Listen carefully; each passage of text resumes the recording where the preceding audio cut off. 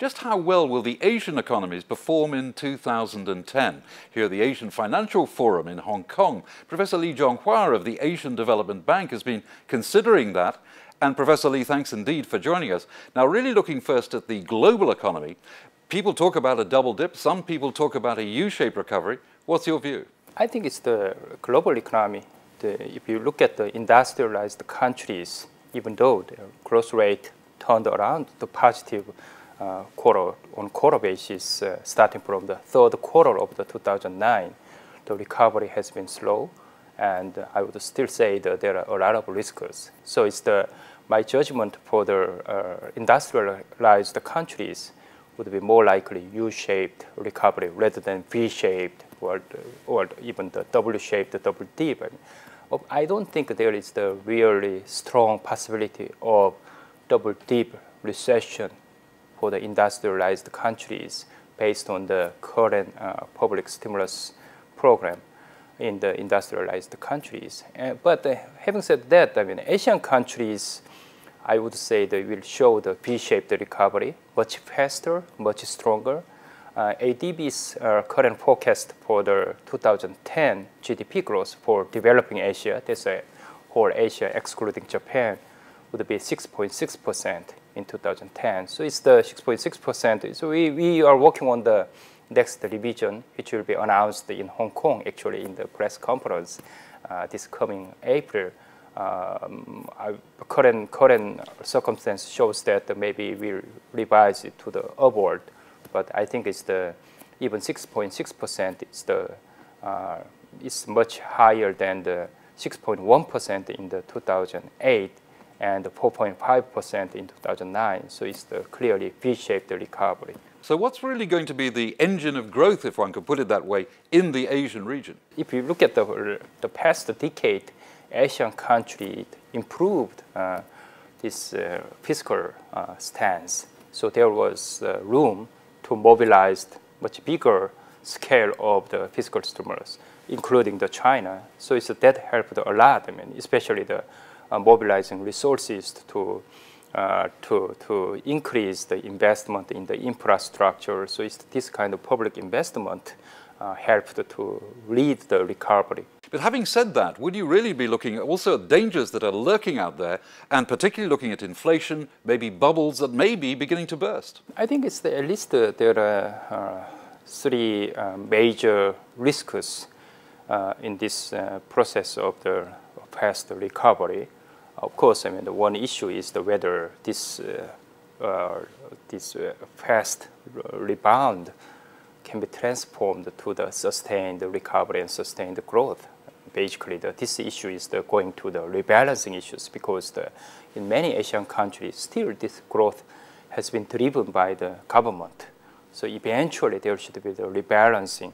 Private demand should be the key to drive this recovery to the sustained growth. So I think this year is clearly, I mean, this challenging time for the policymakers, including central bank governors.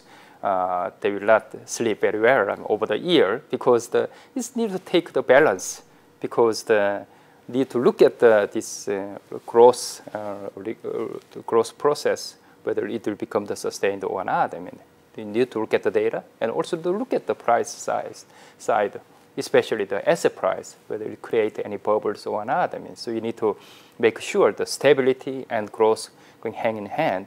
The last but also the important risk is the capital flows, because now we see the significant rise in the asset price since the second quarter of the 2009.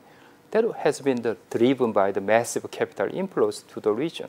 Capital inflows itself is the good things, but maybe too much good things. So it seems as if you'll be looking for a completely different scenario, perhaps, in 2011. What's your view on that?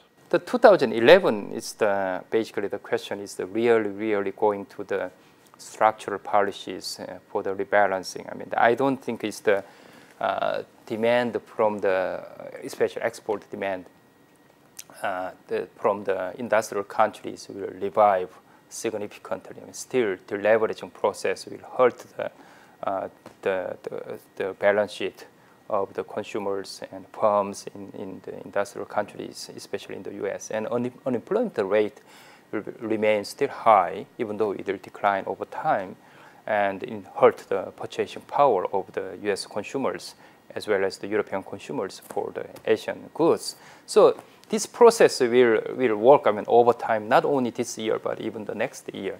So this process will continue. And then obviously, Asian countries cannot continue this expansionary monetary and fiscal policy beyond the 2010 because it hurt the soundness of our monetary and fiscal system.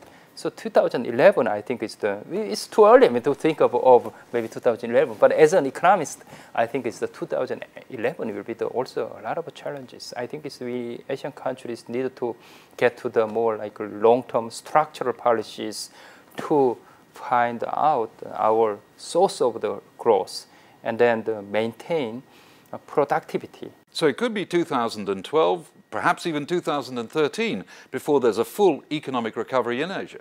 Starting from the 2010 up to 2020, I think this will be the more challenging period for the Asia. Even though I have no doubt Asia will continue to rise and then will play the much more important role in the global community. Professor Lee, this is the first time you visited the Asian Financial Forum. What's your assessment of the forum?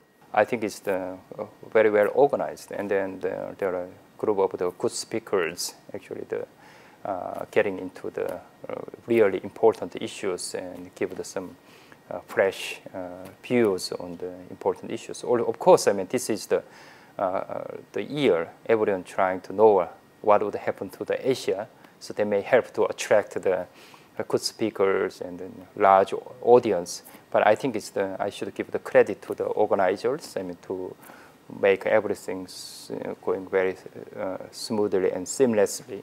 So I would like to give a lot of credit, and it was my pleasure of participating in this Asian Financial Forum and meeting the many distinguished speakers in this.